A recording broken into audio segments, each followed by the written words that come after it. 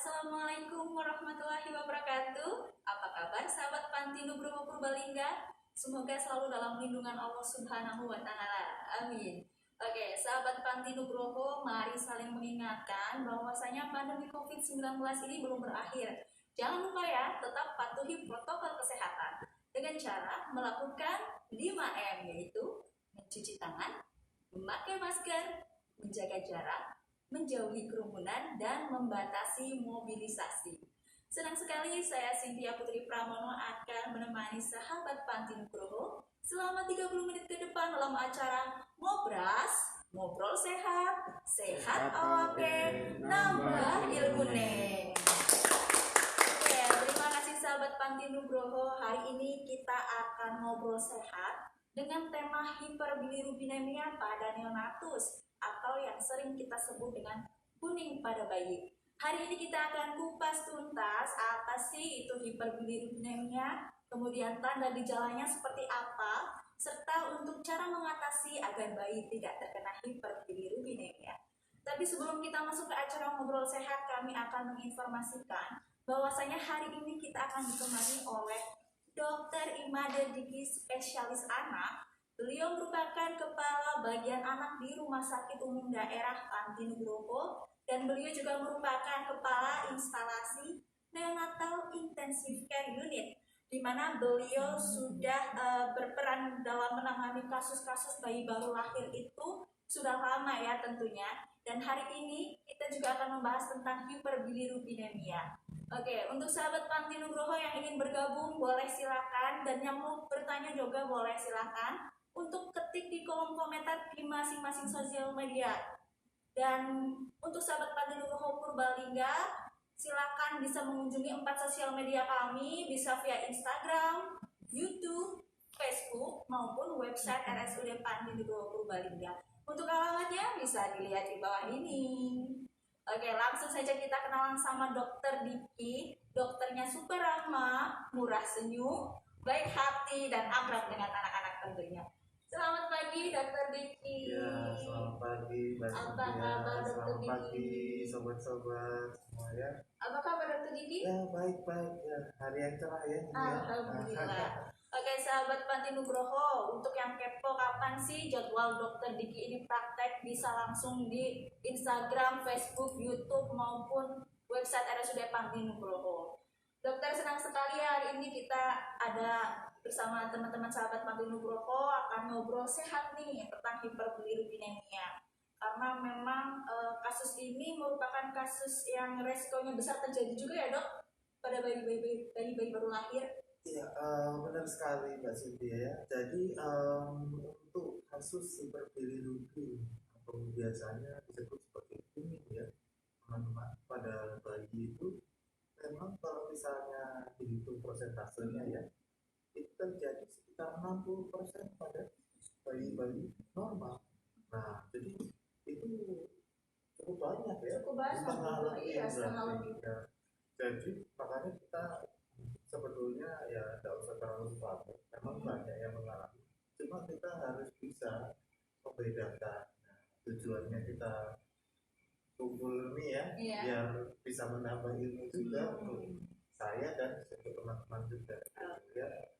Oke dokter, hari ini kita akan kupas tuntas ya dok ya. Nah sahabat Panti Nugroho tetap ikut serta dalam acara ngobrol sehat kali ini, karena selanjutnya kita akan ngobrol tentang bagaimana sih hiperbilirubinemia ini, kemudian cara mengetahui lebih dini untuk bayi-bayi yang terkena hiperbilirubinemia itu seperti apa dok? Ya. Oke, ini jadi pengertian dulu ya, hiperbilirubinemia atau kuning pada bayi biasanya penyebabnya dari hiperbilirubinemia. Jadi hiperbilirubinemia artinya itu terlalu banyak hiperbilirubinemia di badan bayi. Nah, bilirubin sendiri itu merupakan suatu substansi yang dihasilkan di kantong empedu. Nah, tujuannya apa sih bilirubin itu? Untuk apa ya? Nah, mereka bilirubin ini sendiri fungsinya sebagai pencerna lemak, membantu pencerna lemak. Sewaktu ada makanan atau minuman yang keluar ya, yang masuk ke dalam usus. Nah, nanti kantong empedu ini akan mengeluarkan bilirubin ini untuk menyerap makanan yang mengandung lemak. Nah, jadi semakin banyak makanan yang berlemak, semakin banyak juga bilirubin yang bisa ya, itu bilirubin. Nah, hiperbilirubin kembali lagi. Kapan dikatakan kalau bilirubin itu terlalu banyak? Ya, jadi kalau misalnya sebetulnya untuk normalnya sendiri bilirubin itu 0 sampai 1. 0 sampai 1 mikro. Tapi kalau misalnya dikatakan hiperbilirubin sendiri bisa lebih dari 5. Bisa dari 5. Ya, lebih dari 5. Baru dikatakan hiperbilirubin. Nah, kenapa hal itu penting? Ya, karena jadi pada keadaan tertentu ya, tentunya untuk kulit sendiri lebih baik dan kulit yang normal dan tidak normal. Jadi, kalau misalnya kulit itu normal sendiri, kejadiannya itu biasanya terjadi sebelum dari 2 hari itu tak normal. Yang normal itu antara 2 hari sampai 1 minggu, teman-teman ya. Jadi di luar itu dari awal lahir sampai 2 hari atau lebih dari 1 minggu tidak dikatakan tidak normal. Makanya lagi kalau misalnya bayi masih kuning setelah umur 1 minggu dan datang ke rawat jalan, pasti lakukan pengecekan kadar bilirubin. Memang sangat berbahaya sekali ya dok kalau misalnya dibiarkan terlalu lama. Iya. Jadi karena pada bayi itu pembentukan bilirubin di awal-awal kehidupan itu di minggu pertama ya, itu peningkatannya drastis. Jadi kapan sih kita harus hati-hati sama bilirubin yang berlebihan? Jika angkanya sudah mencapai sekitar 20. Kalau sudah mencapai 23 atau lebih ya, itu disebut sebagai kanker. Nah, kalau kanker itu apa sih bahayanya? Bayi jadi malas bangun ya, dan hamil, bahkan bisa kejang. Ini yang bahaya. Jadi memang diusahakan itu sudah terdeteksi kenaikannya sebelum mencapai kanker. Dokter, saya ada pertanyaan nih dok. Bisa nggak sih bayi sebelum lahir itu sudah mengalami hiperbilirubinemia dok? Bisa. Nah, makanya sampai tadi juga sempat saya sebutkan juga ya. Jadi kuning yang tidak normal itu terjadinya sebelum 2 hari setelah anak lahir. Jadi kalau misalnya ibu lahir itu ya, itu harus banyak yang dilakukan penyebabnya apa, dan penyebabnya itu juga banyak. Jadi harus dilakukan pemeriksaan misalnya sekali. Makanya kalau misalnya kuningnya terjadi setelah 2 hari tidak perlu khawatir karena masih normal. Tapi ketika dia bilang dari lahir itu lahir langsung kuning ya dok. Cepat-cepat aja dibawa ya Untuk pemeriksaan selanjutnya ya. Ya baik, ini sangat menarik sekali dokter. Nah ini yang paling penting nih dok, kita kan udah tahu dari hiperbilirubinemia itu prosesnya seperti apa terjadi pada bayi, kemudian faktor resiko atau yang menyumbang kemungkinan bayi itu terkena hiperbilirubinemia juga sudah. Sekarang untuk cara memeriksa di sedini mungkin yang bisa dilakukan di rumah itu seperti apa dok? Apakah ada caranya? Ya, untuk hiperbilirubinemia itu kalau misalnya kita sambungkan dengan keakibatnya menjadi kuning ya, untuk pada bayi itu kita bisa langsung periksa sendiri di rumah itu dengan cara bisa disebut juga tekniknya itu sebagai teknik tremor ya, untuk penilaian ya. Jadi tremor itu dibagi jadi 5 ya, sesuai dari bagian-bagian itu yang terlihat kuning. Nah, misalnya kuning itu kan bermula dari kepala. Iya. Ya. Nah, setelah mulai kepala dia akan menjalar ke bawah. Kalau misalnya kuningnya itu hanya ada di muka bayi, itu tremor 1. Ya, kalau saya tremor 2 itu sudah mencapai dada, ya. Kemudian tremor 3 itu sudah sampai perut, sampai itu lutut. Nah, tremor 5 itu kedua telapak tangan dan kaki. Gitu. Nah, kapan sih harus diperiksakan ya? Nah, kalau bisa, kalau sudah sampai tremor 3 saja sudah diperiksakan saja.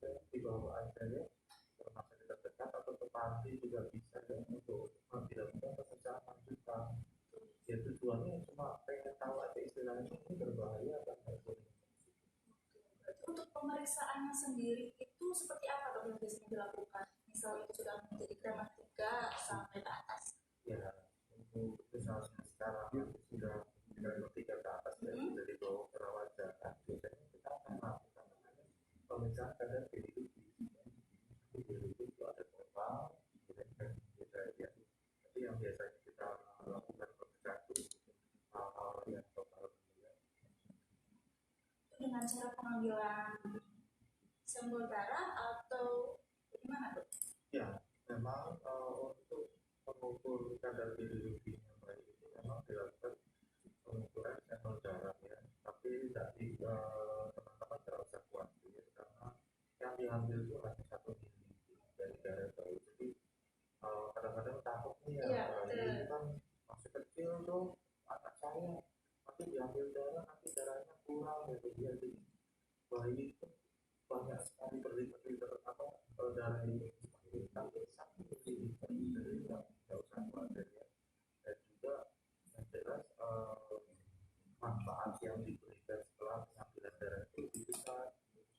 Ya, kalau kita mengetahui hasilnya manfaatnya lebih besar daripada resikonya.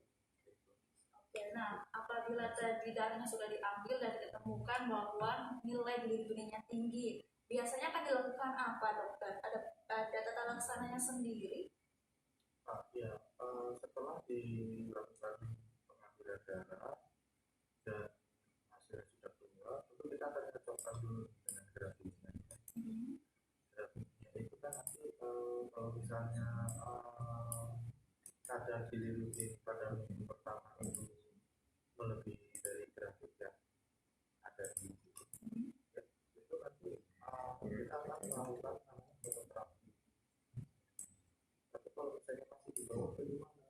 Biasanya kita tetap menyarankan untuk perawatan dulu dengan memperbanyak konsumsi ASI. Ya, mungkin nggak saja ingat ya yang tadi saya sampaikan, jadi pemberian ASI atau pemberian makanan yang berlemak, di sini ASI juga lemak ya.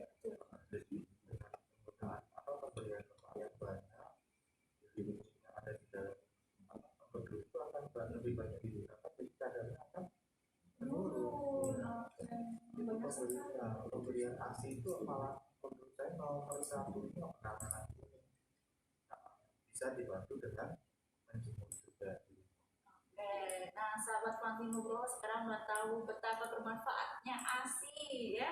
Oke, dokter saya mau tanya lagi, tadi ada pernyataan yang sangat menarik. Nah sebelum dilakukan fototerapi bisa dilakukan jemur di rumah nih dok. Nah bagi ibu yang ada di rumah nih mesti kepo kapan sih waktu jemurnya, kemudian intensitasnya itu berapa lama, bagaimana dokter? Ya, nah ini pertanyaan yang sering ini kan. Iya. Sering sekali kalau di rawat jalan itu ditanyakan sama ibu itu.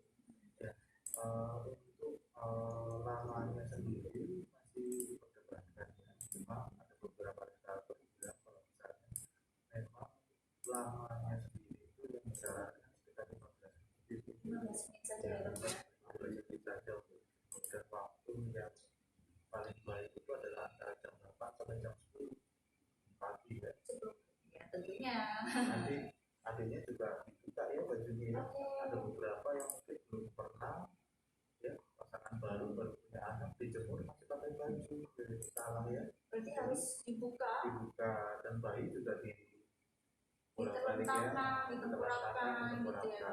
Iya, untuk penyinaran sendiri misal dia kan dijemur nih dok, silau gitu, boleh nggak dikasih tutup mata? Ya itu memang gini, untuk waktu dijemur itu rata-rata sih yang saya tahu tuh maksudnya bayi itu merasa nyaman kalau misalnya dihangatkan.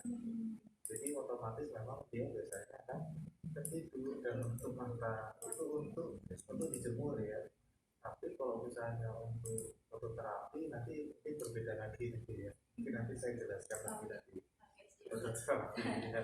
Oke dokter, tadi sangat menarik sekali juga. Saya pernah juga membaca penelitian bahwasanya memang dari ASI ibu juga itu bisa memberikan hiperbilirubin kepada bayinya. Apakah itu benar dokter?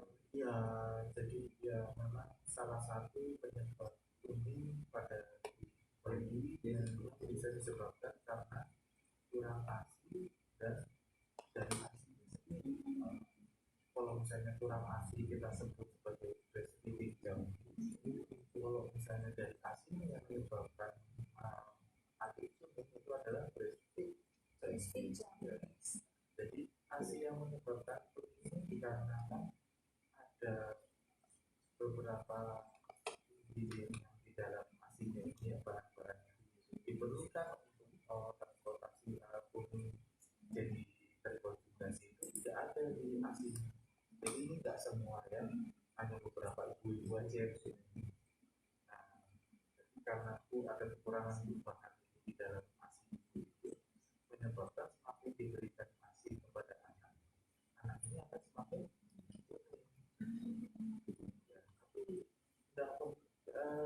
menurut saya tidak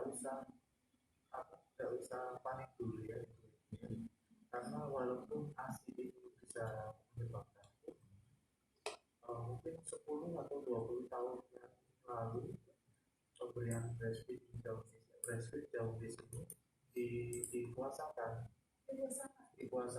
karena membuat anak kuning. Tapi untuk akhir-akhir ini semua dokter anak sudah sepakat ya. Ternyata kalau misalnya dikuasakan tuh manfaatnya kurang buat anak, lebih banyak manfaatnya itu diberikan ASI walaupun tetap kuning.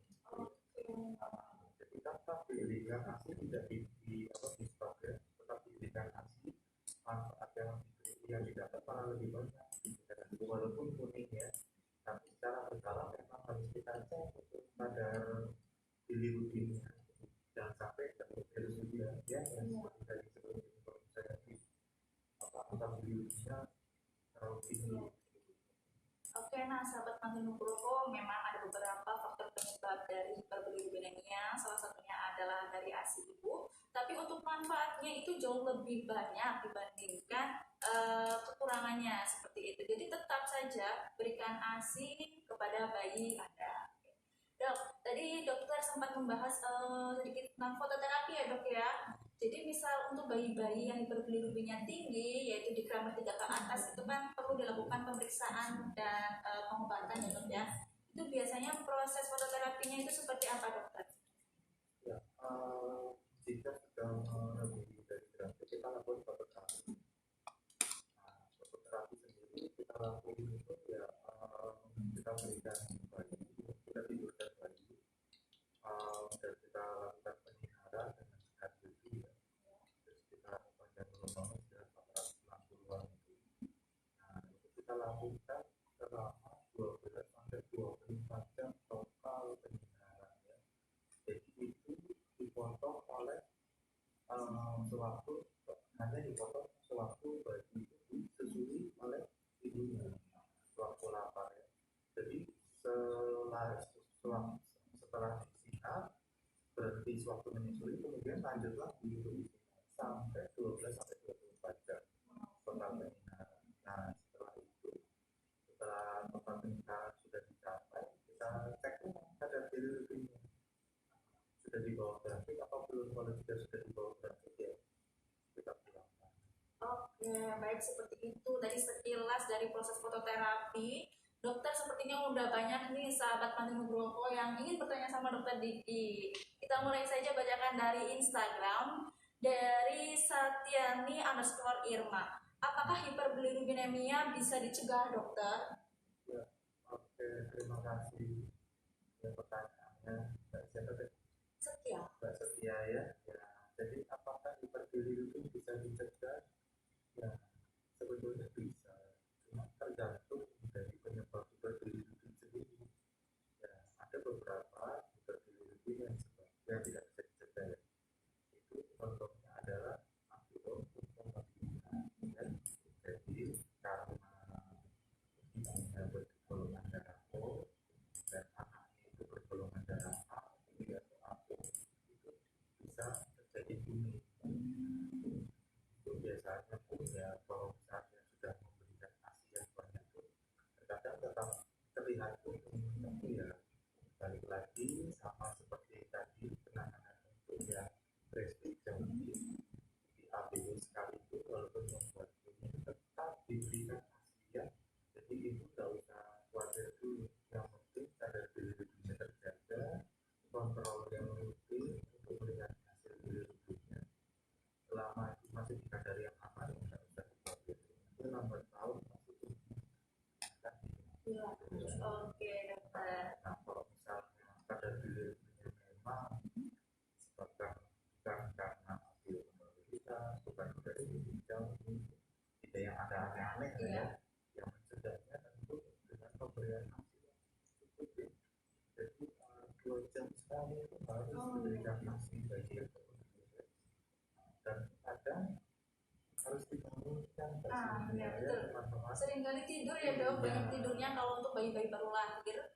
Jadi harus tetap dibangunkan, orang tuanya aktif 2 jam sekali membangunkan bayinya, karena memang yang utama untuk menurunkan kadar bilirubin adalah pemberian ASI secara rutin. Oke, baik, kita lanjut ya dok untuk pertanyaan selanjutnya dari Instagram juga, yaitu dari Nadia Diabasma. Dok, apa bahayanya kalau anak kita kuning dan dibiarkan sampai sembuh sendiri hanya dijemur saja? Ya, begini. Kembali lagi, apa sih kayak bahaya dari hiperbilirubin? Itu kan terus ya. Iya, betul. Kalau misalnya bukan dari bilirubin, nah, kalau misalnya anak kita kuning, kita jemur.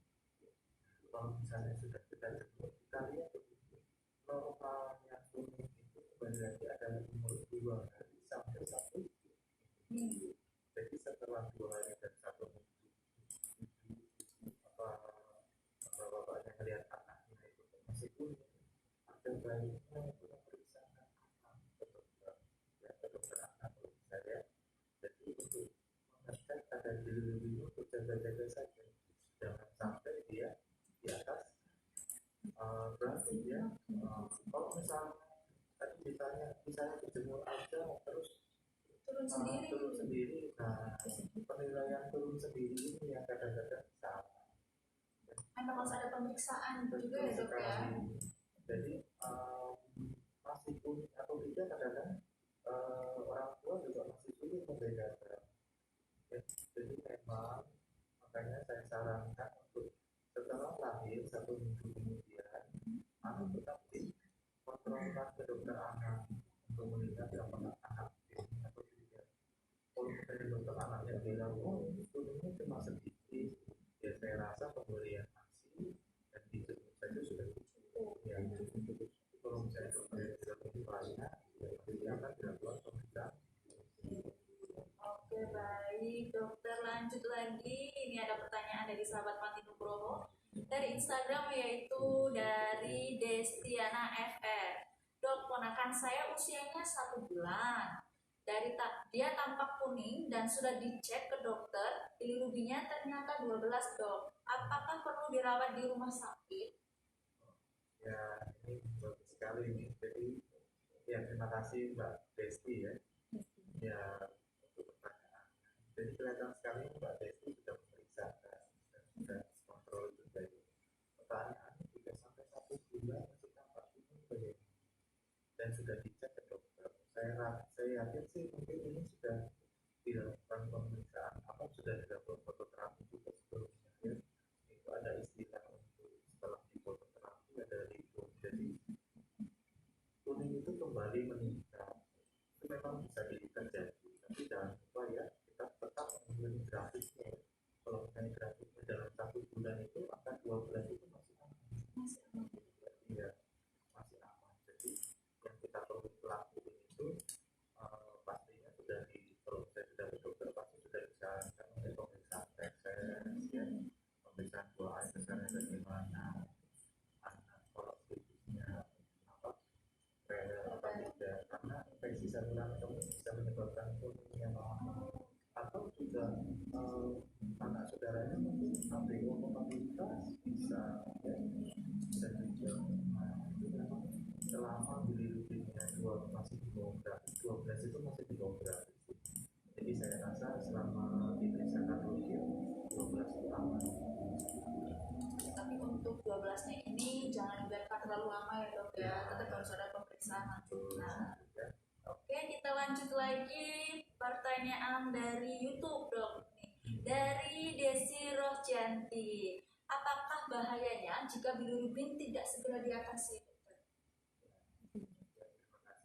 Tadi kita sudah sempat singgung juga ya dok ya.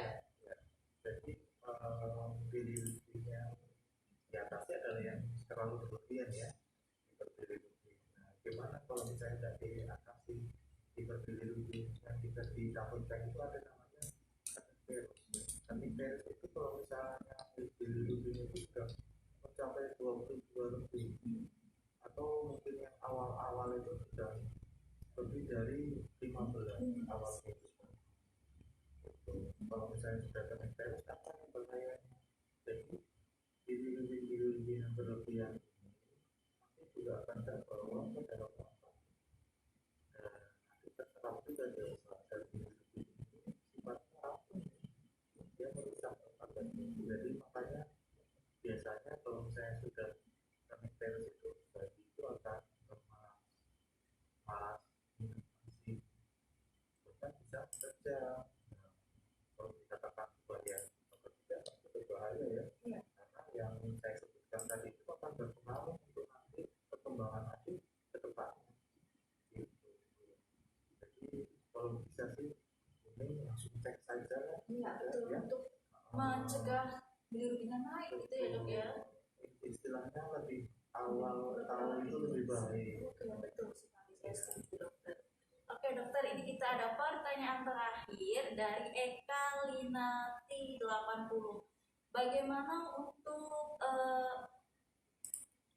bayi-bayi yang tinggal di daerah yang minim sinar matahari, contoh di pegunungan ya dok biasanya dok. Nah pada saat pagi hari itu kan jarang ada sinar matahari di dok. Upaya lainnya harus dilakukan selain berjemur pagi dan minum ASI itu ada nggak dok? Ya, oke, upaya lain ya. Iya. Ya makin beragam sekali itu pertanyaannya, saya senang sekali. Ya untuk ini ya Eka ya. Jadi apa sih yang bisa dilakukan kalau misalnya sinar minimal? Apa berjemur saja sama minum sudah cukup ya? Nah, kembali lagi saya katakan untuk hiperbilirubin penanganan paling baik di rumah yang bisa dilakukan itu nomor satunya adalah minum ASI. Tetap ASI nomor satu. Tetap ASI nomor satu, benar sekali. Dan karena mengkonsumsi ASI yang banyak itu baik itu bisa mengurangi kadar bilirubin. Nah, kemudian kalau saya dijemur bisa apa enggak? Nah, dijemur itu juga bisa membantu. Jadi yang tadinya tidak terkonjugasi dengan dijemur bisa terkonjugasi. Jadi bisa dikeluarkan lewat buang air kecil dan buang air besar lebih mudah. Tapi nomor satunya tetap ASI. Oke baik dokter. Apalagi yang bisa dilakukan ya kalau misalnya masih kuning sih Mbak Cynthia kembali lagi lebih baik diperiksakan saja untuk diukur kembali nanti kadar bilirubinnya berapa ya, memastikan ya masih di kadar yang aman atau tidak. Oke baik dokter Diki, cukup jelas penjelasannya. Tidak terasa dokter Diki ini untuk pertanyaannya belum banyak yang bisa kita jawab, tapi tidak terasa kita sudah 30 menit kami menemani sahabat Panti Nugroho. Jangan khawatir ya sahabat Panti Nugroho, insya Allah pertanyaan yang belum dijawab akan kami jawab melalui website RSUD Panti Nugroho Purbalingga. Oke sahabat Panti Nugroho, tadi kita di acara Ngobrol Sehat kali ini sudah tahu kan bagaimana cara mengecek hiperbilirubinemia sedini mungkin di rumah juga bisa dilakukan. Maka dari itu jangan khawatir apabila anak sahabat Panti Nugroho Purbalingga ini mengalami tanda gejala, silahkan periksakan ke RSUD Panti Nugroho Purbalingga karena memang kami menyediakan pelayanan fototerapi di ruang perinatologi yaitu sebanyak 8 unit. Oke baik sahabat Panti Nugroho Purbalingga, sebelum kita mengakhiri acara, kami akan menginformasikan bahwasanya Rumah Sakit Panti Nugroho sekarang sudah menjadi Rumah Sakit Umum Daerah Panti Nugroho Purbalingga, di mana kami memiliki beberapa dokter spesialis, yakni ada dokter spesialis anak tentunya, dokter spesialis kandungan, dokter spesialis penyakit dalam, dokter spesialis bedah, dokter spesialis saraf, dokter spesialis THT, dokter spesialis radiologi, dan dokter spesialis patologi klinis. Untuk informasi lainnya, kami juga memiliki pelayanan unggulan, yakni kami memiliki pelayanan 24 jam, IGD 24 jam, laboratorium 24 jam, dan radiologi 24 jam. Tak kalah pentingnya, kami menginformasikan bahwasanya walaupun kami rumah sakit umum daerah, kami tetap melayani di Poli Pagi maupun Polisia. Oke, sahabat Panti Nugroho Purbalingga, sampai ketemu lagi di acara Ngobrol Sehat selanjutnya bersama dokter spesialis lainnya dan tema-tema yang menarik lainnya. Dokter Diki, terima kasih sudah menjadi narasumber kita. Terima kasih juga kepada sahabat Panti Nugroho Purbalingga. Semoga acara Ngobrol Sehat kali ini bermanfaat bagi kita semua. Saya Cynthia Putri Pramono dan Dr. Imada Dipikalsa mengucapkan mohon maaf apabila ada kata yang kurang berkenan. Billahi taufiq wal hidayah. Wassalamualaikum warahmatullahi wabarakatuh.